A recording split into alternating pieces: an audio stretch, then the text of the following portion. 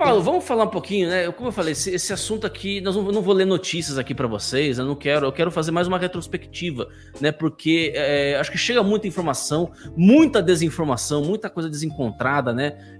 A respeito, e muito silêncio também, tem um silêncio eloquente, né? Da grande mídia sobre grande parte do que está acontecendo nos Estados Unidos referente aí ao Alexandre de Moraes. Eu vou propor para você, se você achar por bem, a gente fazer uma retrospectiva, né, dos acontecimentos. Então, tudo começou, ao que parece, né, pelos olhos do grande público, com os chamados Twitter Files, né, em que houve a divulgação, né, dos e-mails, né, em que o Alexandre de Moraes tomava, enfim, né, a divulgação dos arquivos, né, em que as pessoas discutiam, né, internamente, né, no Twitter, as medidas do Alexandre de Moraes, e posteriormente você teve inclusive a divulgação das decisões, né, das ordens expedidas pelo Alexandre de Moraes. Começou por aí mesmo, né? O que tem a ver o Twitter Files? Isso foi iniciativa do Elon Musk ou foi uma outra iniciativa? O que a gente sabe a respeito de como isso começou, né? Como é que isso começou? Bom, na verdade, Ítalo, assim, a coisa começou em 2022, quando a gente começou a perceber que a democracia no Brasil tinha ido para o vinagre de vez, né? A gente já tinha vários sinais de que a coisa estava degringolando. Vocês sofreram muito, nós, né, sofremos muito isso lá no Terça Livre, mas em 2022 a coisa piorou muito. O Alexandre assumiu poderes especiais, ditatoriais, dentro da presidência do TSE, que segundo a Carmen Lúcia eram só um pouquinho, rapidinho, e que hoje permanecem até hoje, inclusive, sob a presidência da Carmen Lúcia, poderes extraordinários, poderes excepcionais de violação das liberdades de expressão. E naquele momento, ali mais ou menos em novembro de 2022, eu comecei a me dedicar um pouco a tentar trazer um pouco de consciência dentro dos Estados Unidos do que estava se passando no Brasil. Então, isso é muito importante que as pessoas entendam, né, Ítalo? É impossível você resolver um problema que você desconhece. E quando nós olhamos ali o problema em 2023, nós tivemos ali o problema do 8 de janeiro, que já foi um sintoma da falta de desconhecimento de boa parte do público brasileiro sobre caminhos que tomavam, qual era a natureza do problema que estavam passando. Mas nós então tínhamos que fazer um trabalho de criar consciência sobre a ditadura brasileira, sobre o fato de que o Brasil era uma ditadura tanto dentro do Brasil, e para isso tem a ver com o que a gente faz aqui com Ligando aos Pontos, com Paulo Figueiredo Show, com várias outras iniciativas e programas, conscientizando a população do que está acontecendo no Brasil, e eu acho que isso foi muito bem sucedido. Se você olhar aí, o TSE está com uma aprovação de, acho que na casa de 15% só, uma aprovação, o TSE não, o STF, perdão, o Judiciário Brasileiro, na casa de 15%. Então eu acho que esse trabalho foi bem feito, a população está consciente do problema que se tornou o judiciário tirânico, mas tinha também um trabalho de preparação aqui nos Estados Unidos para que os Estados Unidos, a comunidade internacional, se tornasse ciente do que estava se passando no Brasil. E eu digo a você que em 2022, 2023, né, quando eu me voltei a essa atividade, o desconhecimento da situação do Brasil aqui nos Estados Unidos, mesmo dos conservadores, eu estou falando de ir no CIPEC e ninguém sabia que o Brasil tinha virado uma ditadura.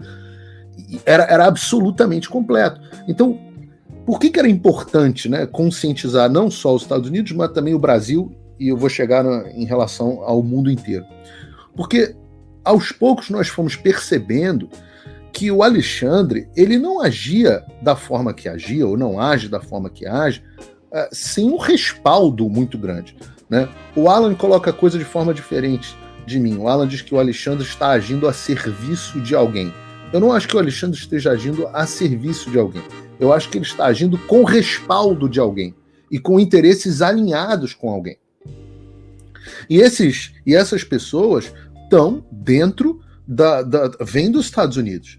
E a quem que eu me refiro, Ítalo, só para dar nome aos bois? Eu me refiro, por exemplo, às ações do TSE, do Sleeping Giants, vou dar um exemplo aqui. Todo o framework teórico que o TSE utilizou para o combate à desinformação, esse termo que surgiu dos Estados Unidos, todo esse framework teórico veio de uma organização chamada Atlantic Council. Essa é uma ONG americana financiada pelo George Soros, eles forneceram um framework teórico para o Sleeping Giants para o TSE fazer as ações que fizeram. Eu falei do Sleeping Giants aqui porque os Sleeping Giants, que era um perfil no Twitter de cancelamento e censura, que enviava inclusive sugestões para o TSE, pedidos para o TSE de quem que deveria ser censurado, também foram financiados pela Open Society Foundation do George Soros. O Instituto Vero, do Nilip Feto, várias instituições financiadas por bilionários de esquerda. Esse é o lado das ONGs. Depois você começou a ter um lado que o David Agape denuncia na série de reportagem dele, onde o FBI começou a ter reuniões com técnicos do TSE e agentes de inteligência brasileiro, justamente para instruí-los sobre como eles deveriam combater desinformação. E é importante que as pessoas saibam, que as pessoas não acompanham no Brasil, mas o FBI foi central na censura dos conservadores nos Estados Unidos, inclusive na famosa história do laptop do Hunter Biden, mas de todos, quando a gente fala de Twitter Files, a gente está falando em geral dos Twitter Files originais, que mostraram que o governo americano agia junto às empresas de tecnologia de forma informal para que elas censurassem perfis conservadores e embutissem uma forma de censura de conservadores nos seus algoritmos, que shadow ban conservadores e coisa do tipo. Tudo isso foi amplamente comprovado pelos Twitter Files originais, que foram publicados lá pelo Schellenberger também, pela Barry Weiss e outros jornalistas, o Matt Taibbi e outros jornalistas americanos. Foi uma coisa, e o Elon Musk compartilhando e tal, foi uma coisa gigantesca, com direito a audiências dentro dos Estados Unidos. Mas nós tivemos também a ação direta da administração Biden. E isso foi algo que foi objeto de uma reportagem do Financial Times, e também a própria Natuza Neri fez um podcast inteiro sobre isso, onde eles se gabam de como os Estados Unidos, uma vez que viram que o Bolsonaro contestaria muito possivelmente o resultado das eleições brasileiras, eles enviaram agentes de alto escalão do governo americano para pressionar e ameaçar e chantagear autoridades brasileiras caso elas desafiassem o Alexandre e contestassem o processo eleitoral brasileiro. E eu estou falando, inclusive, de líderes militares.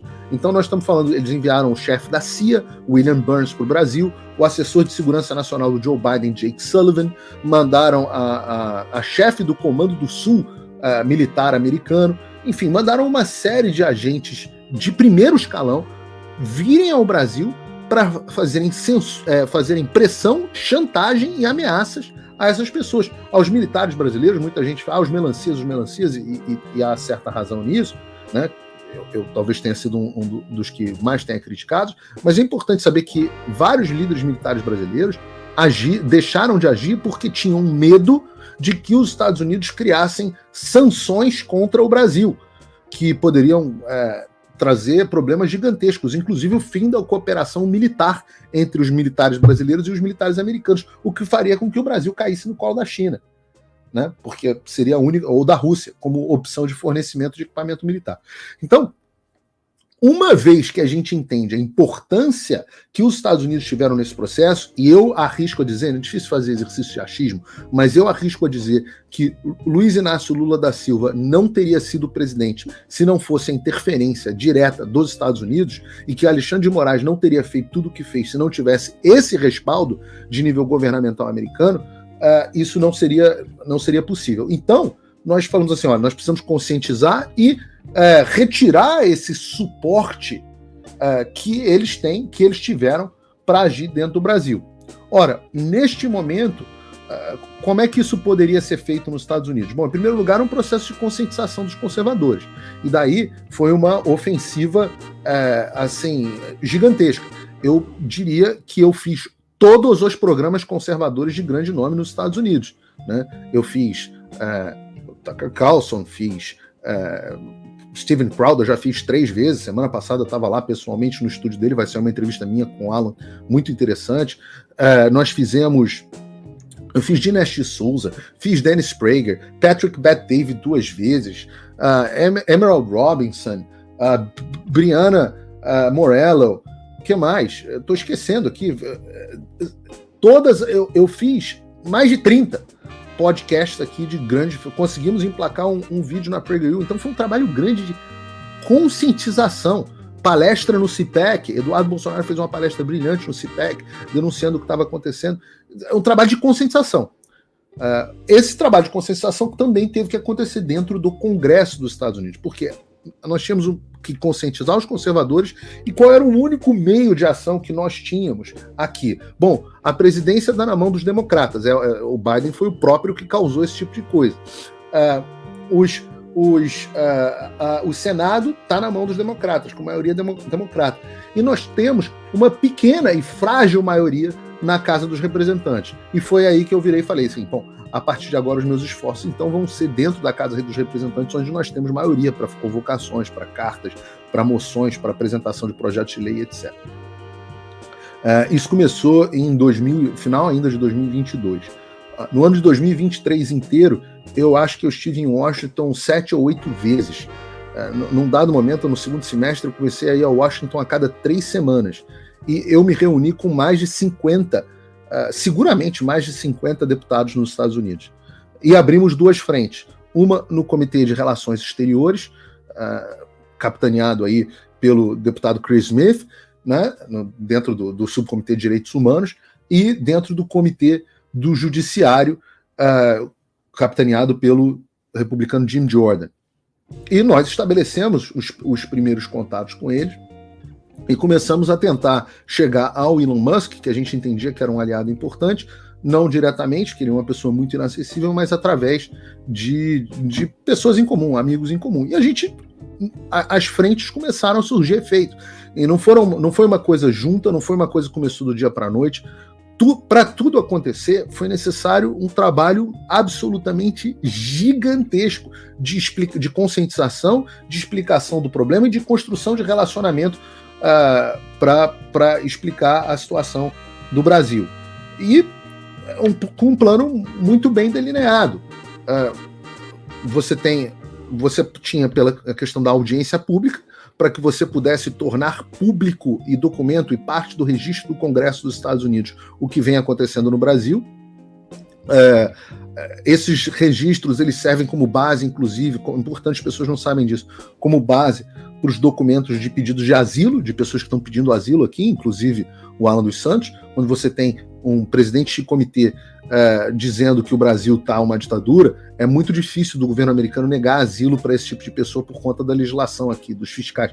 Então, esse era um componente importante. A partir desse segundo momento, a próxima etapa que deve acontecer agora é que o governo brasileiro deve receber uma interpelação do Congresso dos Estados Unidos a respeito do que está acontecendo, para que possa se pronunciar, mais especificamente a figura do Alexandre de Moraes, e o terceiro passo, que é justamente aquilo que os militares queriam evitar em 2022, e não contestando o Alexandre, que vai ser a confecção de um projeto de lei impondo sanções ao governo brasileiro e a agentes públicos que violem os direitos humanos. Tudo isso vai acontecer, está acontecendo.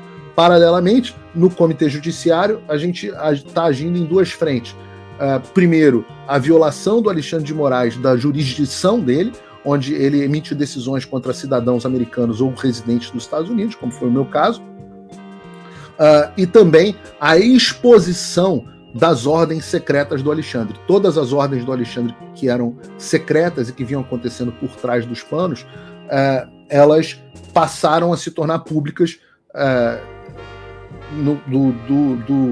através da divulgação do Congresso dos Estados Unidos das ordens do Alexandre. O mundo inteiro viu que eram ordens flagrantemente ilegais, absolutamente sem nenhuma base jurídica, vindo de um ditador insano. E o terceiro passo é que o Comitê Judiciário haja para impedir a cooperação entre as autoridades brasileiras e as autoridades americanas. Então, desculpa ter feito uma explicação longa, Ítalo, mas é porque é uma coisa estruturada com princípio, meio e fim. E, obviamente, a cereja do bolo dessa história, tudo fica muito facilitado, não diria que é a única forma, mas tudo passaria a ser facilitado com a eleição do Donald Trump. É claro que as pessoas não entendem, não é assim, o Trump se elegeu amanhã, depois da manhã o Alexandre vai estar com os vistos dele cancelados. Não, existe essa necessidade da formação de consenso, existe a necessidade de conscientização dentro do Congresso, existe a necessidade de produção de documento e material que comprove essa tese para que depois o Donald Trump possa agir. Afinal, o Donald Trump não é um ditador. O ditador é o Alexandre. O Donald Trump segue o modelo republicano. Não deixa de marcar o seu like e se inscrever no canal se você não inscreveu, e se inscrever no meu novo perfil na rede do Elon Musk, que eu quero chegar a pelo menos 100 mil pessoas em breve. Até a próxima.